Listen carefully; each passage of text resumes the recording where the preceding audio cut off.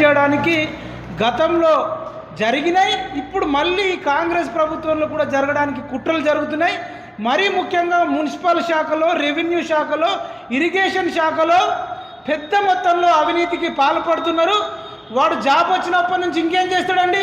నేను 10 లక్షలు ఇచ్చి జాబ్ కొన్నా కాబట్టి ఇక అవినీతి అవినీతి అవినీతి. వాడు కూడా లంచాలకు ఎగబడతాడు. ఇక లంచాలకు ఎగబడితే ఈ దేశం ఎప్పుడు బాగుపడాలి?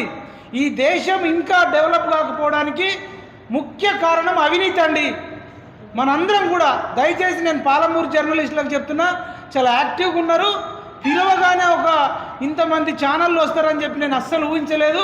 మేము ఎక్కడికి పోయినా ఇంత పెద్ద భారీ రెస్పాన్స్, ఎక్కడ కూడా ఒక రూపాయి అడగకుండా నిజానికి కష్టపడే జర్నలిస్టులకు ఎంత సాయం చేసినా ఏం కాదు.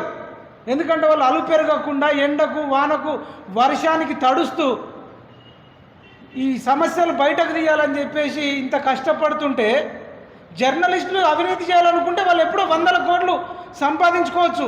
కానీ వాళ్ళు నీతిగా నిజాయితీగా ఇప్పటికి కూడా టూ వీలర్స్ మీదనే ఒక పూట తిన్నా తినకపోయినా ఇట్లాంటి జర్నలిస్టులు ఉన్నారు కాబట్టి ఇంకా ఈ మాత్రమన్నా సమాజం బాగుపడుతుంది. ఈ పాలమూరు అంటే స్వచ్ఛమైన పాలు ఎంత స్వచ్ఛమైనయో పాలమూరు బిడ్డలు కూడా అంత స్వచ్ఛమైంది.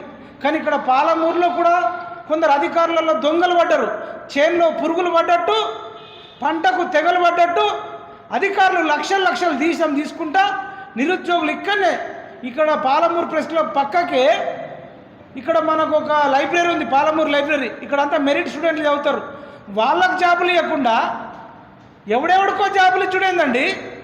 మళ్ళీ నెక్స్ట్ జాబులు లేవంటారు. ఈ జాబులేమో అవినీతిగా నింపి తర్వాత జాబులు లేవంటారు. పేనుకు పెత్తనం ఇస్తే నెత్తెంత కొరికినట్టు మీరేం మనుషులయ్యా? ఈ అవినీతి సొమ్ము మీ కొడుకులకు కూతుర్లకు మంచిదా అని నేను అధికారులను అడుగుతున్నా. మీరు పాలమూరు వాళ్ళు ఏం అనగారు అనుకోకండి. పాలమూరు నిరుద్యోగులు చాలా యాక్టివ్గా ఉన్నారు. పాలమూరు జర్నలిస్టులు కూడా చాలా యాక్టివ్గా ఉన్నారు. ఈరోజు మహబూబ్నగర్ ప్రెస్ మీట్కు ముఖ్య కారణం ఏంటంటే ఖాళీగా ఉన్న ఎస్సీ ఎస్టీ బీసీ బ్యాక్లాగ్ పోస్టులను గుట్టు చప్పుడు కాకుండా తెలంగాణ వ్యాప్తంగా, అది మహబూబ్నగర్ కావచ్చు, వికారాబాద్ కావచ్చు, సూర్యాపేట కావచ్చు, నల్లగొండ కావచ్చు,